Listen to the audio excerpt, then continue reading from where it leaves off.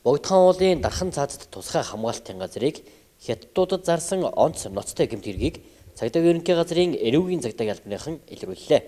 Улмаар прокурорын хяналтанд ор хэргийг мөрдөн шалгах ажиллагаа явагдаж байна. За та бүгдийн амрыг ирье. Бид нар одоо энэ хан уул дүүргийн 4-р хорооны нутаг дэвсгэрт байрлах гацтын аманд байна. За энэ газар бол Богдуулын дархан цаазд газарт хамаардаг байгаа. За энэ газрыг бол 2011 онд New Black Diamond гэдэг компани аялал жуулчлалын зориулалтаар ашиглан хэмээн эрх бүхий байгууллагаас зөвшөөрөл гаргуулж авсан байдаг.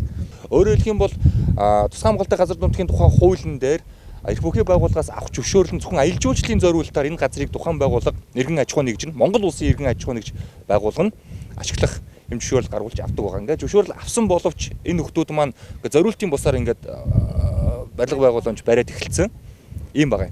За дээрэс нь цагдаагийн байгууллага бол одоо энэ асуудал дээр хэрэг бүртгэлтийн хэрэг нэгэ шалгаж байна. Тодорхойлбол New Black Diamond компани 16 га бүхий тус газрыг аялал жуулчлалын зориулалтаар 2011 онд байгаль орчин аялал жуулчлалын яамнаас авсан байдаг. Гэвч 2013 онд нийслэлийн хот байгуулалт хөгжлийн газраас хууль бусаар орон сууц барих зөвшөөрлийг олж авсан байна. Үүгээр тусахгүй бүгд найрамдах хятад ард улсын нэр бүхий 2 компанид хувьцаа шилжүүлэх маягаар тус газрыг худалджээ.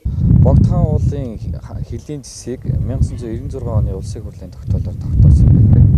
Үүнд болохоор Баянзүрх дүүргийн 11-р хороо, Хаан уул дүүргийн 11, 4, 8, 14-р хорооны нутаг дэвсгэр хамаардаг.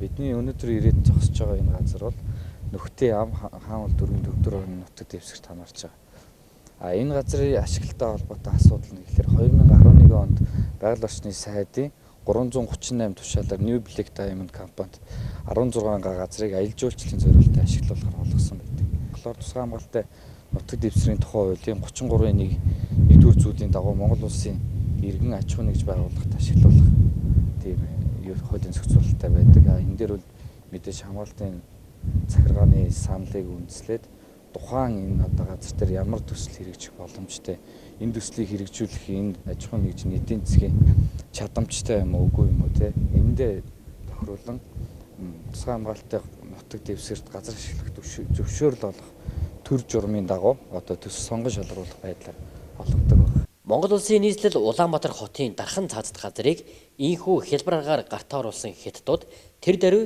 барилгын ажлаа эхэлсэн байдаг. 4 жилийн хугацаанд баригдсан тус барилга хөрөнгө оруулалт дууссан нэрийдлэр 2017 оноос хойш өнөө хүртэл зарцжээ.